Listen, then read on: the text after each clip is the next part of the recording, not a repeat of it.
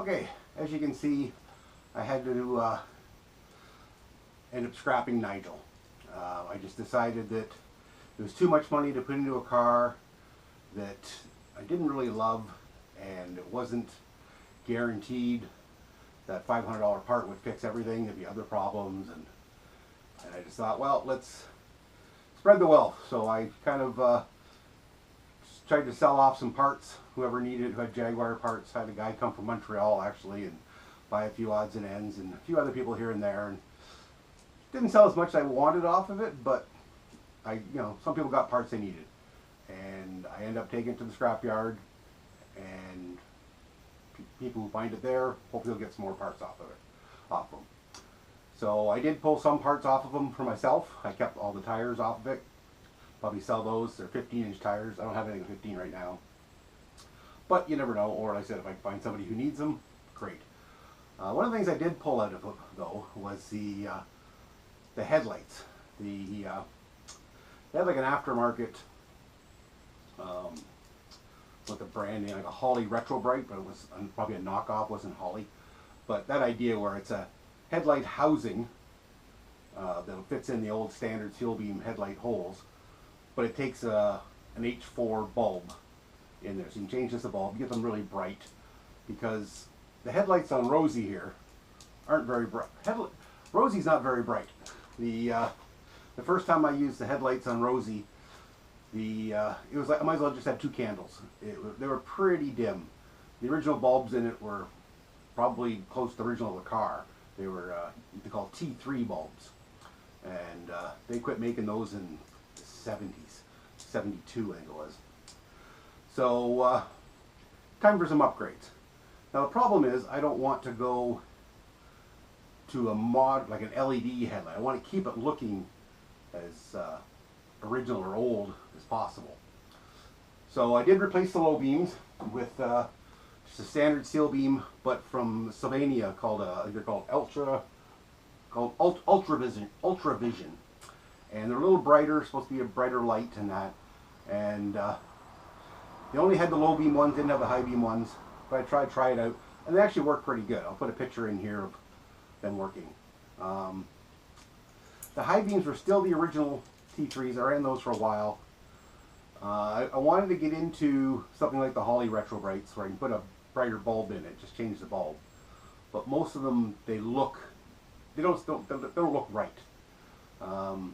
Nigel happened to have a set of those in his car, so I pulled the high beam ones out to use those, and they're just a plug and play. I plugged them in, and as you can see, here's the steel beam type headlights, Sylvanias, and here's the I don't know what to call them. I don't keep using the name brand, but there's an aftermarket one where the bulb just goes in, and they don't quite look right. I'm not sure if I like them or not, but I thought I'd try them out. They just plug right in.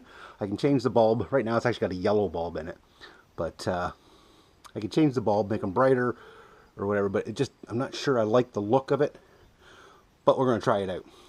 So I put the H4 bulb and housing in the high beam position, plugged it in.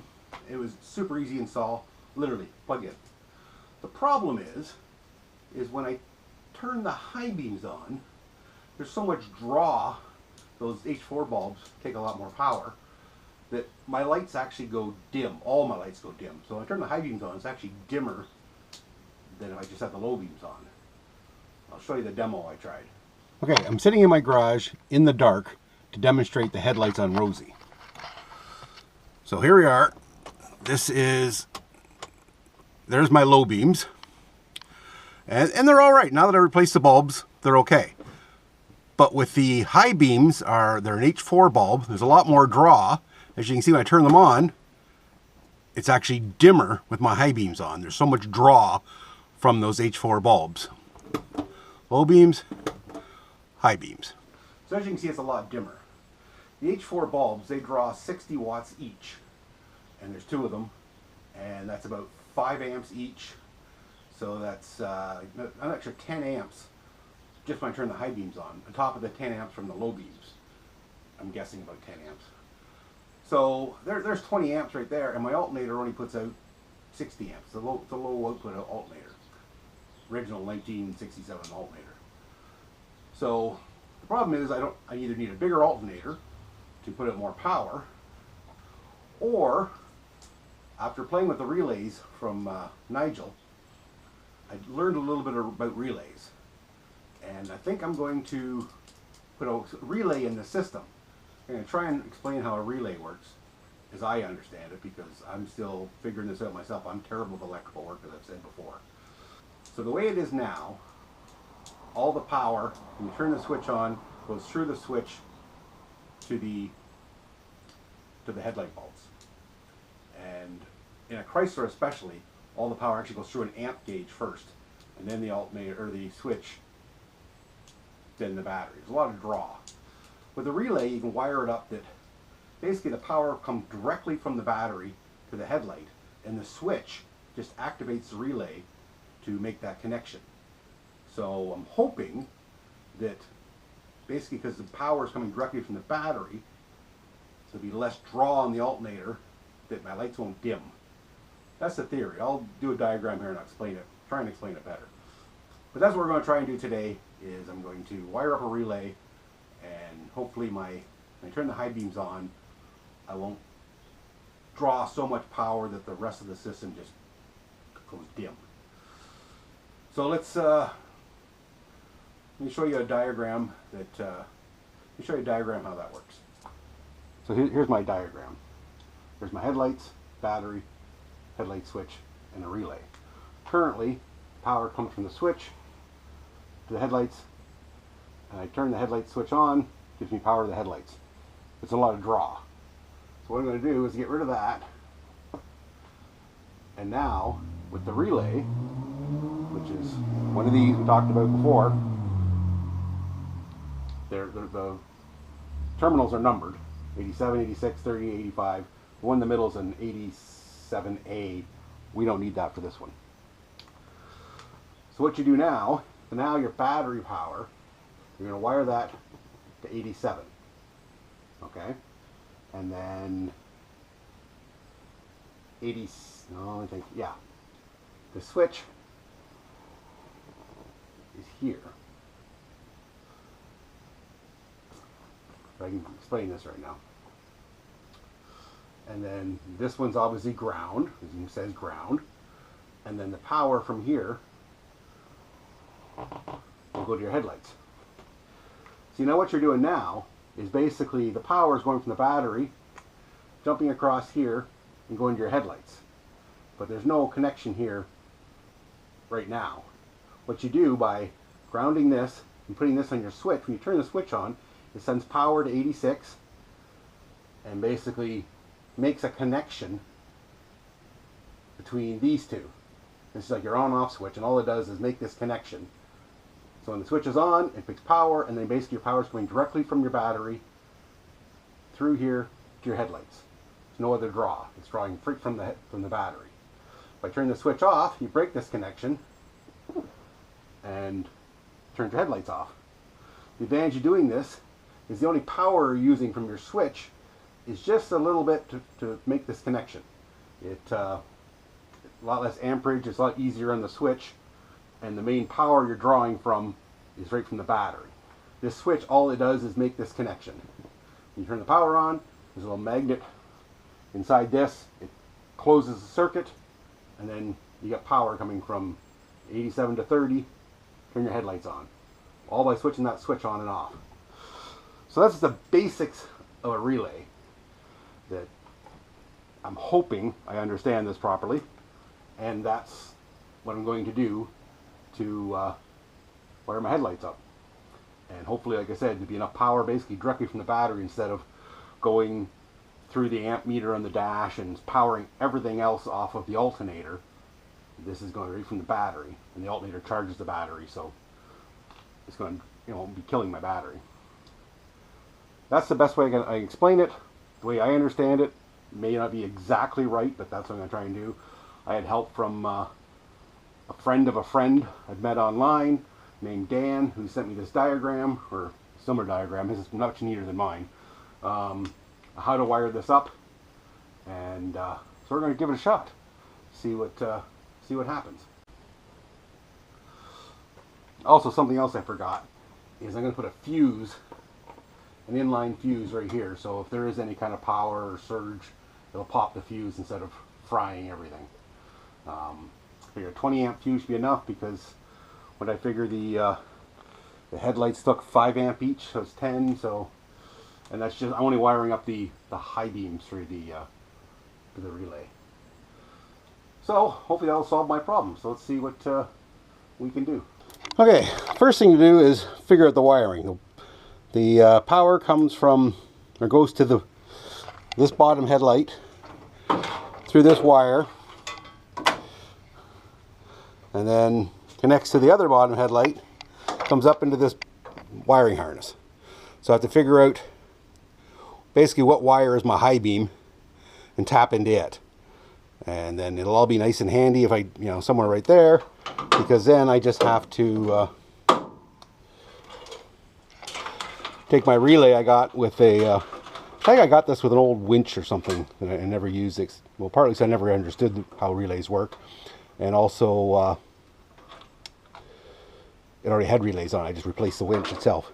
So as I was saying, I got to get power from my high beams out of this thing, this bundle here. So I have to check the wiring diagrams, what color the wire is, test it. But I'm going to take, basically, I'll cut that, which is basically the switch power.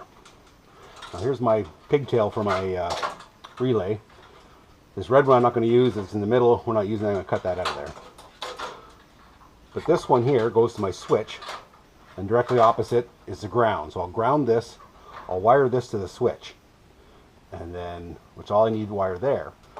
And then these other two are my power. So one will go directly to the battery, I'll hook it up right here, and then this one will go to the headlights. So like I said, basically the power is coming from the battery to the headlights. Where I cut the wire, I'll wire it in there, and then the other half of the wire comes from the dash, be for the switch. And basically that switch, when it turns on, makes the connection for the headlights. So that's what I do. So that's what I'm going to do now. I'm going to see if I can take my wiring diagram out, cut open this 58-year-old tape, and try and find the right wire, and just splice this in, and then I'll mount it up the relay here. Here's my relay. It's got a little bracket on it there, so I'll bolt it in kind of somewhere out of the way, maybe there, probably there, somewhere anyways. And then just, once I wired in, plug this in. I got a relay for my headlights. Oh, I got to put a fuse in the line from the battery, so that'll be this one here, from the battery to the relay. I'll put a 20 amp fuse in, just to be safe. I think I got an inline fuse holder, put that in there. So that's where we are. Okay, hopefully you can see this mess here. Turns out the red wire here was for my high beams. Ignore the brown one here, I cut it by mistake. Wrong wire. So the red wire, so that's one end of the red wire, the other end of the red wire's right here. They were just connected. So all I've done is taken, this wire goes to the switch. So this wire here is part of my relay for the plug-in. So when I flick the switch, it sends power to this wire, which, oh, hold on, where's my relay?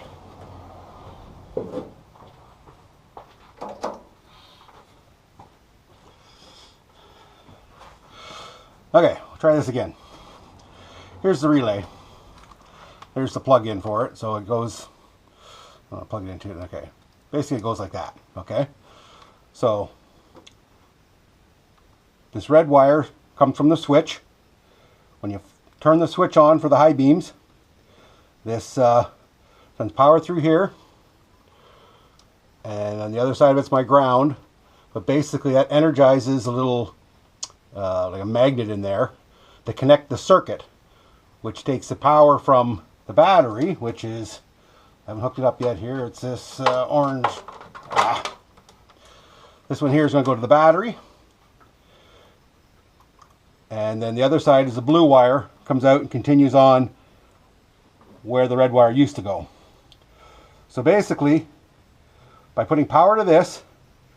It turns on the switch inside this relay. It allows the power to come from the battery through the relay to this blue wire, which is the other half. The red wire continues to the high beam. So flick the switch, turns the switch on in here, lets the power directly from the battery to the headlights. I hope that explains it. Best I can explain it. Now I just got to clean up this wiring, attach the battery and a ground, and yeah, and it should work. Oh, I got to put a fuse, an inline fuse for the battery. I thought I had an inline holder. I don't, so I'm going to run out to Part Source and get one of those. Put a 20 amp fuse in it, and that should make everything work. So let me clean up this mess here, finish tidying it up. I'll get an inline fuse and I'll bring it back and we'll test it to see if this actually makes a difference. I hope so. If nothing else, it's a safety thing, because now there's not as much power going to the switch on the dash, which is good. I mean, it's a small little switch. You don't want a lot of power draining through it. It'll melt and cause fires. So yeah, let's try that. Okay, I got it all wired up, taped everything all back together. Here's my power line. I went to the relay for my starter, which is directly the battery anyway, so it just saves another connection on this. So I went to that. So there's the power that's going to supply my high beams, and I put an inline fuse in it just to be safe. I don't need any fires. Tucked it all in there. There's where I mounted the relay. She's all good. So now let's test it out. Okay, had to pull it inside the garage so it shows a little better. It's a little slightly darker in here. So there's the low beams. Now let's turn the high beams on and see if it gets dimmer.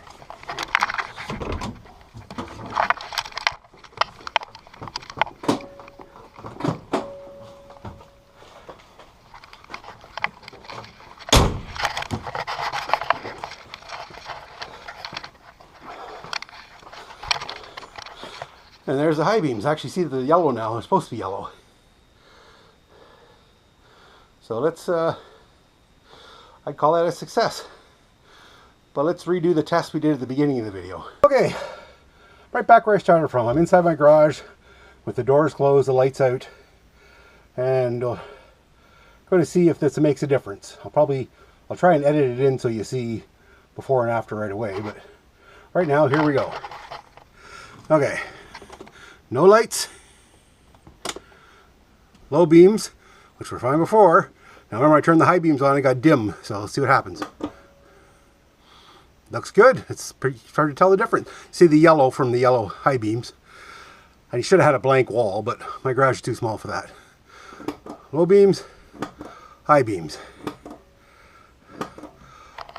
I'd call that a success. Whew. On to the next project.